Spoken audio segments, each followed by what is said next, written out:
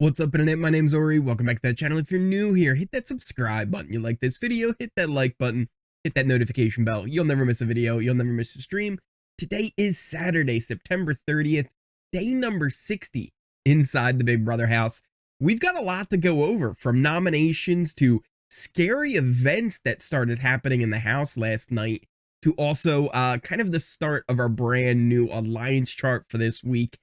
And there's a lot of changes to it, and I feel really confident about how I have the layout of the house.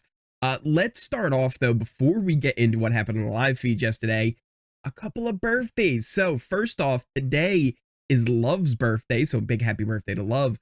But also, yesterday, I missed two birthdays. First off, we had Cory in the house. Cory, it was his birthday. I didn't even give Cory a birthday message. Like, hey, come on, what am I doing here? And then it was also Michelle. Completely forgot about your birthday too. And I'm terrible for that. So we got to make up for it. So we got to do the birthday song today. This is your birthday song. It isn't very long. All right, let's get into the update. Happy birthday to you guys.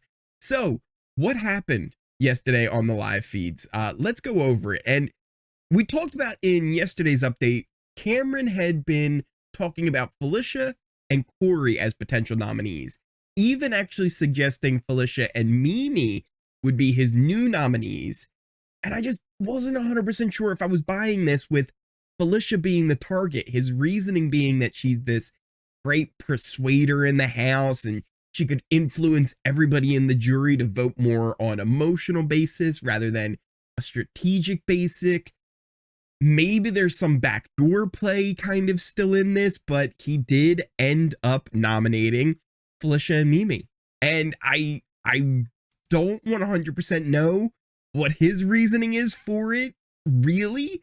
Is it still just to get Felicia out, or is he still lying to us? Is there that backdoor play? But like I said, she is seen by him, at least, as somebody that he doesn't want in the jury. She's pushed back on this, right? She's like, wait, you're saying that I have this crazy social game? What do you mean? Like, the person that you think I am, Cirie is. She even kind of like, basically, if you guys know the Breaking Bad meme where it's like, I am the one who knocks. It was like that, but with a twist where she's like, Cirie is the one who knocks, not me. I'm not the one who knocks. And she makes really a good point. Cameron should be talking to Cirie like this. Cirie is the one that he is trying to claim Felicia is, but he feels a lot better with Cirie than he does with Felicia. And this is kind of one of those things where a lot of times Cameron will see the game really well, but he misses a blind spot. And with this one, the blind spot is he thinks Felicia is what Cirie is. And it's kind of wild. It's kind of interesting to see, but I think he started to notice some things a little bit, and we'll talk about that in just a bit. Felicia also did kind of make the case even beforehand. Like, she didn't just take this lying down. Cameron was pretty honest with her that he's like, hey, I'm kind of thinking about you. She left. She actually came back and had another meeting where she like kind of pitched him a little bit harder. Like, hey, like maybe we can work something out here. Like, you know, who you going to put up next to me? Like Cory? Or like, you going to put up Cirie? Like, is it just going to be me and Cirie and, you know, we're going to fight it out? And he's like, oh, like, I'm going to put you up with who's going to save you the most. It's like, Mimi? He's like, yeah, that's what I'm going to do. It was like pretty brutally honest. But also, she's the same, right? It's kind of nice. Like, she almost respects it in a way. He's like, she's not mad. She's just like, darn, like, you got me. So they're both just very, you know, frank with each other. They don't mince words. So it's kind of interesting how they went back and forth. She did, though, kind of suggest to put up Cory, though, because if she can get him to put Cory up, Cory leaves, that potentially could get him closer to America. And Cameron didn't like this. This actually kind of made him a little bit upset. Like, he was like, what? How would that make me look? Like, I can't do something like that.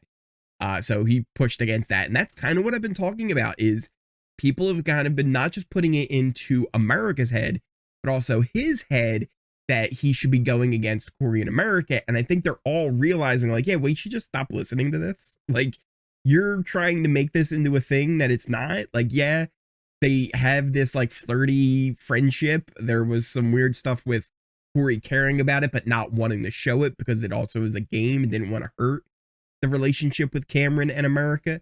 So like it's just like an interesting dynamic, and it's kind of, you know, not the norm that people are used to. Plus it's inside of this weird bubble of the game, and it's not exactly what people think. And, oh wait. the feeds, I guess, went to "We'll be right back" in my ear. So let me mute that as I talk to you guys. Like I said, I always got the feeds up. Always got the feeds up just in case. But they're all sleeping. They're all sleeping. Little peek inside the house, you can see. We'll be right back. We do these live. Anyway, where were we? We were talking about Cameron and Felicia. And like I said, she was making good points. But yeah, not able to keep herself and Mimi off the block. Cirie actually kind of sits with Felicia, and she asks, like, you know, how's it going? And Felicia's like, you know, not great. Not great, if we're being honest. She also overheard Blue and Cameron having a conversation talking about how Cameron would probably pick her or Matt to play in the veto, and they wouldn't use it to save Felicia. And later on, Blue actually did have to go and apologize about that. And Felicia actually, like, when she heard, she went to them and she was like, you know, like, you don't have to whisper, right? Like, she went right to them. Again, Felicia, she is not afraid to just say what she wants and what's on her mind.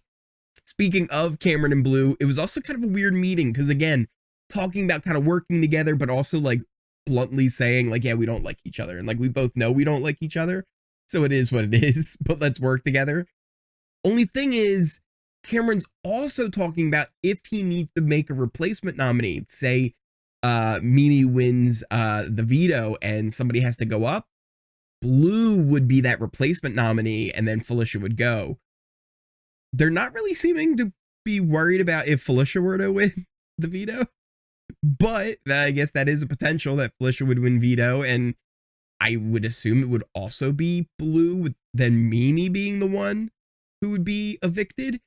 But there's some other stuff with that too, because Jag and Matt, at this point, it's really kind of interesting watch because they've almost grown up in the game. They started off very naive, right? And they were just kind of, you know, funny to watch, and it was entertaining to see them kind of struggle and how loyal they were to people that they shouldn't be loyal to. Especially Jag, just always way too honest with some people, and then they would end up just being like targeting him the very next week. Same thing with Matt, kind of trusting in things that Reilly had told them and then trust Cirie too much. But they've really kind of gotten themselves into a good spot now, and they're the ones lying. They're the ones getting into these other alliances, and it's really kind of awesome to see how they've grown up in the game. But one of the things that's really interesting is we started at the end of the week to think, well, Blue has turned Matt and Jag completely against Cory and America.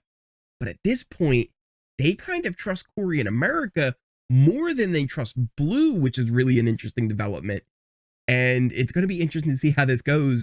They even kind of trust Cam almost more than Blue, but it's really now become just very much a game of pairs, and we can actually go into that more deeply when we talk about the alliance chart. But the other big thing that was happening last night is last week was supposed to be Scary Week. We had the Big Brother zombies, and we actually talked about like, oh, wouldn't it be cool? They did that thing they did before where like scary faces pop up. Well, it sounds like that's happening this week. The veto, which is going to be played today on Inside the House, is supposed to be themed with Exorcist. It's like the new reboot of, they're doing reboots of everything anymore. But The Exorcist is supposed to be getting a reboot, and the veto is supposed to be sponsored by the movie and is supposed to have a big tie-in with it. This is all part of it. I don't know exactly what else happened other than the faces popping up. More of that probably will happen in the morning as well. We'll kind of see, but wouldn't it be more interesting if they did like 2 whole weeks of this kind of craziness and stuff? But instead, it seems that they kind of just threw it all together. And yeah, that's something that's been happening as well. But with that said, let's jump into the alliance chart for the week. And as you can see, there are some changes here, and I kind of want to explain how I have it all laid out here. First off, you got America and Cory up on one side, Blue and Cirie as a pairing up on the other, Mimi and Felicia kind of in the middle of both of them. You've got Cameron and Bowie down underneath, almost on opposite sides of Felicia and Cirie, because you can kind of see there's almost like a triangle kind of happening in lots of places. But then right in the middle, you've got Matt and you've got Jag, the Minutemen. We've also got over on the other side underneath America and Cory, we've got Belgium. That's what they've ended up naming themselves for now. Matt, Jag, Cory, and America. Underneath that, we have the America, Cory, Mimi, and Felicia 4-person alliance, which is still kind of a thing. There is kind of the, like, what is that? An 8-person alliance thing going on with, or yeah, is that 8? Yeah, or no, 7. 7-person alliance with Matt, Jag, Bowie, Cameron, Blue, Cory, and America. For now, I think it's just for show. Like, I don't think it's like really real. There's that 6-person group that kind of came together with the Izzy vote, still kind of a thing floating around. You've got the Unreliables, the 3-Way Rats, the Sirens, the Writer's Room. Over on the other side, some big changes here with the Fugitives, the Brown Sugar Babes, obviously losing Jared. We've got the 4-person group with Cameron, Jag, Matt, and Blue, which is kind of the offshoot of the Fugitives, almost like the Brigade style, how you've had the Brigade, and then there were people like Brittany, who was like the odd person out, which is kind of an oversimplification of the Brigade's strategy. They kind of did that with multiple house guests. It was kind of, you know, the side dish strategy that the Cookout did, very similar, just way back in the day. You then have the 4-person group with Cirie, Jag, Matt, and Blue, and then a bunch of trios underneath that with Matt, Jag, and Cirie, but you also have the trio with Matt, Jag, and Blue, and then you also have the trio with Matt, Jag, and Bowie, and then a couple of duos there for Cirie, where she's got the bookend still with Felicia, kind of not really a thing anymore, but still, if either were to win HOH, I don't see a reason for the other to put either of them up, right? If that makes sense. Same with Matt and Cirie, kind of a little bit of the duo there. And then also Bowie and Cirie both kind of talking about how they have each other's back. Yeah, an interesting development, how everything is turned into all of these pairs around the house. And I think for the most part, you can say all of these pairs would not nominate any of the other pair, but also there's interesting dynamics with all of them and multiple groups with all of them connected. There's so much connective tissue in this house, and I think this is really kind of the best representation here. Everybody's kind of working with Matt and Jag now at this point, and they all kind of feel good about them. Right now, they've got a good relationship with Cameron and with Bowie. They've got good relations with America and Cory. There was a little bit of a rocky relationship with Mimi and Felicia, who were the ones that were probably going to be targeting them. And guess what? They're the ones that are on the block. And then they have a good relationship with Blue and Cirie. They really are covered on all bases here at this point, and they find themselves in the best spot in the game. Cory and America, they're very much on the kind of opposite side of Blue and Cirie, kind of that pairing. Cameron and Bowie a little bit, but they're also kind of connected still with Cory and America. So I feel like this actual layout here is a really good representation. Let me know what you guys are thinking in the comments down below, because maybe this all just makes sense in my crazy Ori brain. As I was putting it together, I was like, yes, yes, yes, this all is making sense. So yeah, let me know what you guys think of all that too. We will post the kind of the full one over on Twitter and Reddit and all that stuff probably tomorrow, once we know who wins veto today. And then, well, I guess we'll wait until Monday. I usually like to wait until after the veto ceremony to put it all out. But still, kind of the start of the process of how everything breaks down at the moment. But what are you guys thinking about everything that's going on in the House? Are you happy with the nominations? Do you think Cameron should have done something differently? I think there's still potential here too, because Cameron has a play where he can still save this, right? He can actually earn Felicia's vote pretty easily, right? Because the one thing you have to remember here is, yes, he's put both of Felicia and Mimi up on the block. But let's say he wants to backdoor a big competitor, right? Let's say he wants to get out somebody like Jag or somebody like Cory. It could potentially, he could backdoor Cory and it would get him closer to America. He didn't like how that sounded, but it would be a good play for him to do this, and I think America would become closer to him. He could also potentially go for someone like Jag, which would maybe get Matt upset and would blow up kind of the fugitives thing, but also I could see Cameron believing that him and Matt can work together better if Jag's not there, and he could fix that, and he also would be covered because he would still have Cory in America, and he would be a kind of a target, but I think he would feel like they would all vote to keep him over the voting to keep Matt. Again, I don't know if that's necessarily true or not, but I could see him thinking that. And what could potentially happen here is, because he's focusing everything on Felicia, there's potential where he's just making everybody relax, right? If Jag, Matt, and Cirie, Cory, if they don't think they need the veto, and they all think that Blue would be the replacement nominee, they might not even want to win the veto, which if they end up playing, that would be good for Cameron, who would then have a better shot at winning it himself. He can then go to Felicia and say, listen, if I take you down, I'm guaranteeing you jury. I want to buy your jury vote for this. I want to go to the final two with you even. You can make a final two with her and say, I want to go to the end with you. I will save you.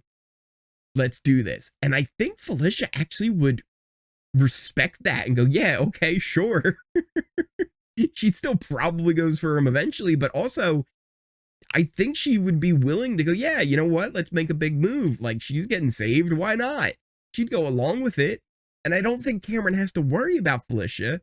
You can also potentially gain favor with Felicia and Mimi saying, look what I've done. I've put a bigger target up there to keep both of you. This was all part of the plan. Whether it's Cory or Jag, there's potential they would end up leaving, right? Especially Cory. I think you would have one of Mimi or Felicia. I think Cirie would be down. Blue would be down. Bowie, if that's what Cameron wanted, would be down. And then Matt and Jag would probably just go, yeah, you know what? If everybody's on board and that's 4, might as well, right? Like, if that's the way it's going to go, you might as well do it. Hey, how many would you even need? Would you need more than 4? No. That's right there. You could backdoor Cory. If Jag were to be up there, again, you would have Mimi and Felicia, one of them. You would have Cirie, probably, if it was Jag. You'd maybe have a tough time getting Blue, Cory, America, and at that point, you're maybe just pissing somebody off. But you could get Cory. You could get Cory. I don't know. Maybe it's not a plan, right? Maybe it's not at all. But there's potential there for a backdoor if you wanted it. I just don't know if it's going to happen or if he's just been telling the truth, unlike he had in the previous weeks. Let me know what you guys think in the comments down below. Also, if you guys are new here, hit that subscribe button. You like this video, hit that like button, hit that notification bell. You'll never miss a video. You'll never miss a stream. Links to all my social description down below. You pin comment. You see things like Twitter and the Discord. The Discord's been so much fun being able to chat with you guys, growing and growing every day. Just like this channel, we're just kind of grinding along to 9,000 subscribers. We're more than halfway there. So it's been really kind of a lot of fun. We're going to have the live streams on Thursday. We're going to keep that going. I might also add like a short kind of a video, kind of giving just a simple update on Thursdays to add as well.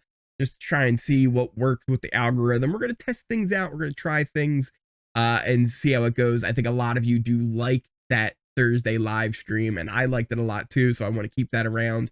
But I also want to kind of add things and see what we can do here and there, and see what works, see what doesn't. So thank you guys all for the ride and going through these processes of the experiments, right? Because I know for some of you guys, it might be like, oh, I don't like all this change. It's like, don't worry, not everything's going to change. If anything, we're adding to stuff. But thank you guys all so much for watching, and I will see you next time.